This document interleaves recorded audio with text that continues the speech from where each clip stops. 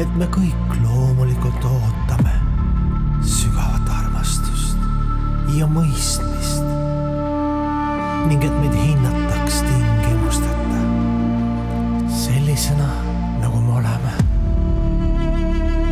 Aga kui peame enda energiat ja aega andma teiste tõeliseks mõistmiseks ja toetuseks, siis me järsku oleme väsinud ning väldime pidevat tõelist kaasaelamist.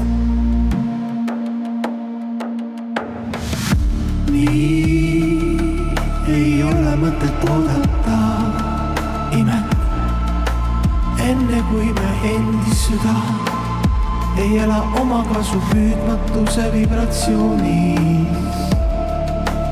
Alandlikult ja tänulikult kõiki teenides Jumala looduse seaduse järgi.